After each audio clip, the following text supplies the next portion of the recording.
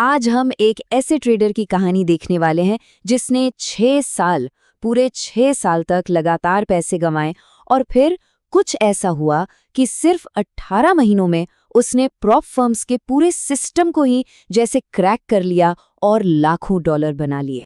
हाँ, 13 लाख डॉलर। ये कोई छोटी मोटी रकम नहीं है। ये पैसा उसने प्रॉप फर्म से पे आउट के तौर पर कमाया था। लेकिन जाहिर सी बात है, ये सब कुछ रातों रात तो नहीं हुआ। और यहीं पर कहानी में एक बहुत ही हैरान करने वाला मोड़ आता है। जरा सोचिए, एक तरफ 6 साल की लगातार नाकामी और दूसरी तरफ सिर्फ 1.5 साल में इतनी जबरदस्त कामयाबी।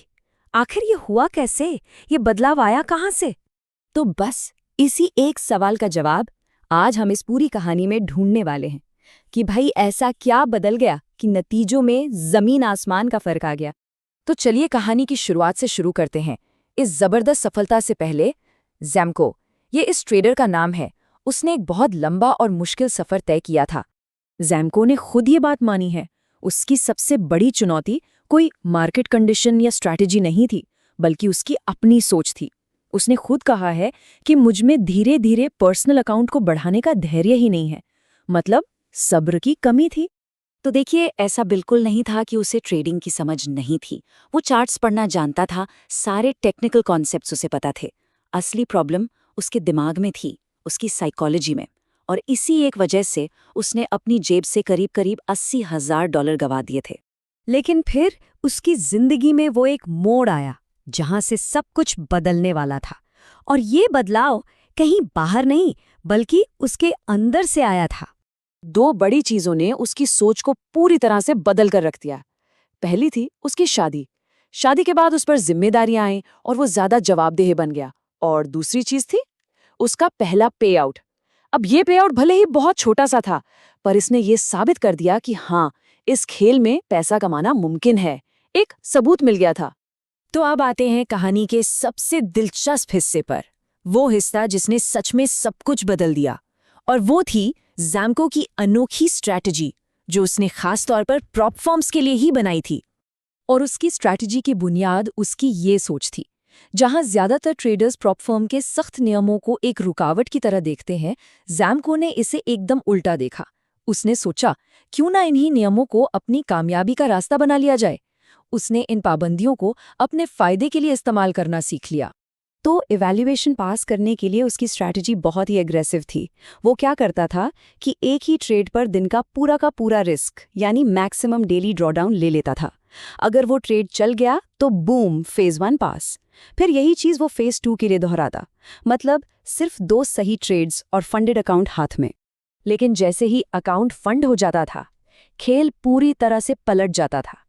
यहां से उसकी स्ट्रैटेजी 180 डिग्री घूम जाती थी, बिल्कुल उल्टी।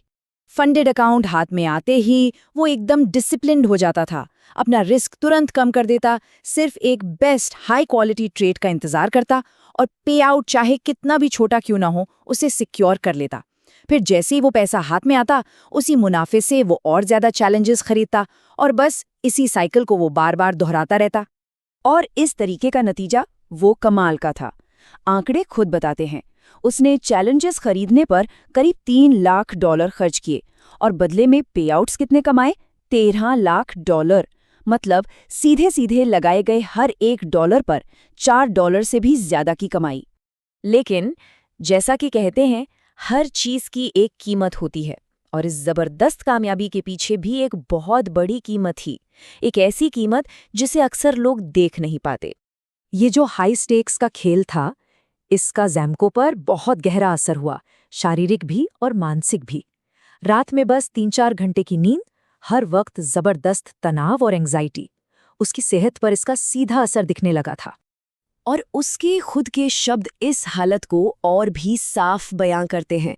उसने बताया कि उसकी आंखें अक्सर खून की तरह लाल रहती थीं। कभी कभी तो वो एड्रेनलिन के कारण खाना तक नहीं खा पाता था। वो फाइट और फ्लाइट मोड में ही फंसा रहता था। ये सिर्फ नंबरों का खेल नहीं रह गया था, ये उसके शरीर और दिमाग के लिए एक असली जंग बन चुकी थी। तो अब आते हैं इस पूरी कहानी के सबसे बड़े सबक पर, वो चीज जो उसकी कामयाबी का असली राज था, उसका असली एज। उसकी असली ताकत कोई सीक्रेट इंडिकेटर या कोई फैंसी स्ट्रैटेजी नहीं थी, वो थी सेल्फ अवेयरनेस, यानी आत्मजागरूकता। उसने सबसे पहले ये समझा कि वो एक इंसान के तौर पर कैसा है, उसकी अपनी आदतें क्या हैं, उसकी कमजोरियां क्या हैं, और फिर उसने अपनी ट्रेडिंग को अपने स्वभाव के हिसाब से ढाला, न कि किसी और की नकल करने की कोशिश की। और ज़ैम्को की इस पूरी यात्रा का सबसे बड़ा सबक शायद यही है कि बाजार को समझने से पहले खुद को समझना ज़रूरी है। आपकी स्ट्रैटेजी ऐसी होनी चाहिए जो आपके स्वभाव से लड़े नहीं, बल्कि उसके साथ काम करे। और ये पूरी कहानी हमें एक बहुत ही गहरे सवाल के साथ छोड़ जाती है। क्या ट्रेडिंग में असली बढ़त, असली एज चार्ट्स में नहीं, बल्कि आईने में है? इस पर सोचिएगा ज़रूर।